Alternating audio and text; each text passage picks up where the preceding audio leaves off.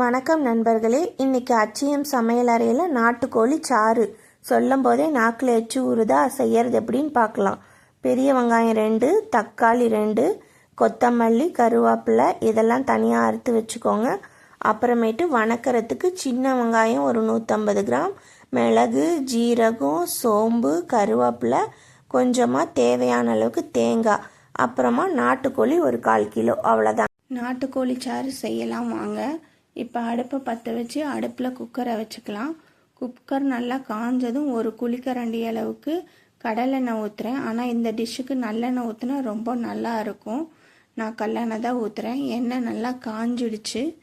காஞ்சதுக்கப்புறமா 1 table spoon அளவுக்கு சோம்பு போட்டுக்கலாம். சோம்பு நல்லா பொரியுது பாருங்கள். சோம்பு நல்லா பொரிஞ்சதுக்கப்புறமா நம்ம எடுத்து வச்சுருக்கிற வெங்காயத்தையும் கருவேப்பிலையும் போட்டு நல்லா வணக்கி விடணும். வெங்காயம் நல்லா பொன்னிறமாக செவக்கிற அளவுக்கு வணக்கணும். அந்த பச்சை வாடையெல்லாம் போகணும். அப்போ தான் வெங்காயம் வாடையெல்லாம் போனால் தான் நல்லாயிருக்கும். இந்த பாருங்கள், வெங்காயத்தை நல்லா வணக்கி விடணும். இப்போ வெங்காயம் நல்லா வணங்கிடுச்சு. இஞ்சி பூண்டு பேஸ்ட்டு ஒரு 1.5 ஸ்பூன் அளவுக்கு சேர்த்துக்கலாம். இஞ்சி பூண்டு பேஸ்ட்டு பச்சை வாடை போகிற அளவுக்கு நல்லா வணக்கணும்.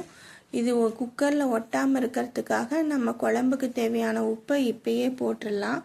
அப்போ தான் இந்த இஞ்சி பூண்டு பேஸ்ட்டு குக்கரில் ஒட்டாமல் இருக்கும். அவ்வளோதான், வணக்கியாச்சு. இப்போ தக்காளியும் சேர்த்துக்கலாம். தக்காளி நல்லா கரையிற அளவுக்கு வணங்கணும்.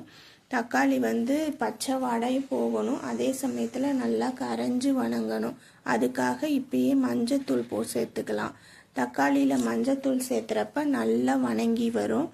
இந்த மாதிரி தக்காளியில் மஞ்சள் தூள் சேர்த்து நீங்கள் வணக்கியிருக்கீங்களா? வணக்கியிருந்தீங்கன்னா எனக்கு கமெண்டில் சொல்லுங்கள்.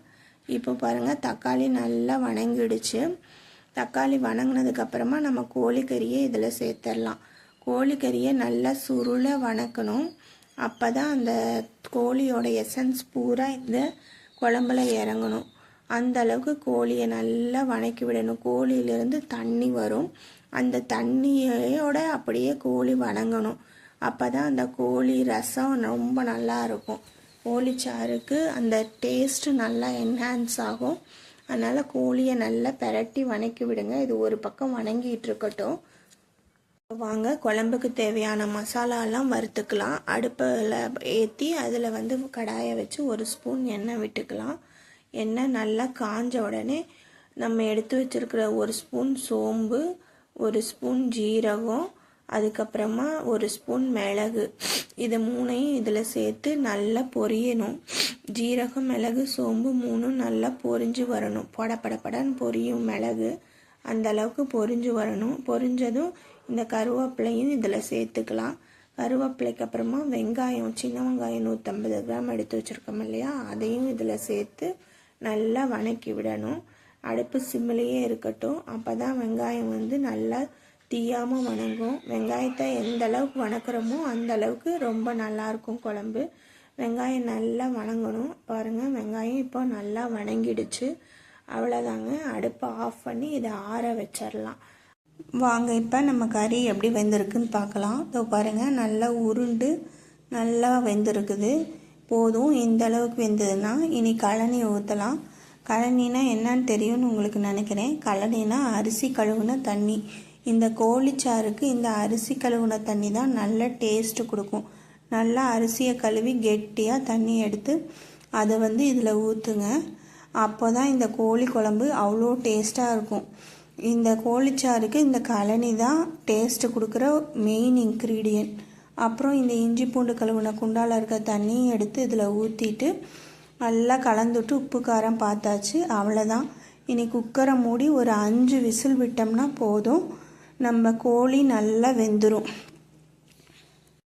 நாட்டுக்கோழிங்கிறனால 5 விசில் விடணும். இதே பிராய்லராக இருந்தால் ஒரே விசில் போதும். அவ்வளோதாங்க, குக்கர் விசில் வந்துருச்சு. இப்போ விசில் அடங்கிருச்சு. விசில் எடுத்து வெயிட் எடுத்துகிட்டு குக்கரை திறந்து பார்த்தோம்னா நம்ம நாட்டுக்கோழி சூப்பு ரெடி ஆகிடுச்சுங்க. இப்படியே சூப் வேணுங்கிறவங்க குடிக்கலாம். கறி வந்துருச்சான்னு பார்க்கலாமா? கறி சூப்பராக வந்துருச்சுங்க. அவ்வளோதான். இப்போ நம்ம அரைச்சி வச்ச மசாலா, இந்த மசாலா நம்ம வணக்கி வச்சோம் இல்லையா, அந்த வெங்காயத்தோட தேங்காவை சேர்த்து அரைச்சிருக்கேன்.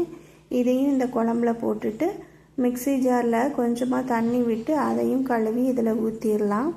மறுபடியும் வேணும்னா நம்ம தண்ணி ஊற்றிக்கலாம். இப்போதைக்கு இது போதும். குழம்பு கலந்து விட்டுக்கலாம். இப்போது 2 ஸ்பூன் அளவுக்கு மிளகாத்தூள் போடுறேன். அந்த மிளகாத்தூளுக்கு இந்த தேங்காய்க்கும் தேவையான உப்பு கொஞ்சம் சேர்க்கணும். நம்ம முதலே குழம்புல உப்பு போட்டிருக்கோம். இப்போ இந்த தேங்காய்க்கும் மிளகாத்தூளுக்கும் தேவையான உப்பை போட்டுட்டேன். அவ்வளோதாங்க. குழம்பு கலந்து விட்டுறலாம். குழம்பு தண்ணி ஆட்டம் தான் இருக்கணும் இது. அதனால தான் இதுக்கு பேர் கோழிச்சாறு. இது திக்காக கிரேவி மாதிரிலாம் இருக்காது. இந்த மாதிரி ரசம் மாதிரி தான் இருக்கும். இந்த ரச பதத்தில் தான் இருக்கணும் இந்த குழம்பு. இன்னும் கொஞ்சம் தண்ணி கூட ஊற்றுக்கலாம். ஏன்னா இது தண்ணியாக இருக்கும்போது தான் இதோட டேஸ்ட்டு நல்லாயிருக்கும். இது சளிக்கு மட்டும் சாப்பிட்டு பாருங்க, சும்மா செம்மையாக கேட்குங்க. இப்போ அடுப்பு பற்ற வச்சுட்டு ஒரு 10-15 நிமிஷம் கொதிக்க வச்சோம்னா நம்ம கோழிச்சாறு ரெடி ஆகிடும். நம்ம ஊற்றின எண்ணெயெல்லாம் இந்த மாதிரி பிரிஞ்சு வந்ததுன்னா ரெடி ஆகிடுச்சு குழம்புன்னு அர்த்தம். அவ்வளோதான். கொத்தமல்லியை தூவி ஆஃப் பண்ணிட வேண்டியது தான். நம்ம கோழிச்சாறு ரெடி. இதே மாதிரி நீங்களும் உங்கள் வீட்டில் செஞ்சு பாருங்கள். இந்த வீடியோ பிடிச்சிருந்தா என்னோடய சேனலை லைக் பண்ணுங்கள், சப்ஸ்கிரைப் பண்ணுங்கள், கமெண்ட் பண்ணுங்கள். வாழ்த்துங்கள் நண்பர்களே. வளரட்டும் அச்சயம்.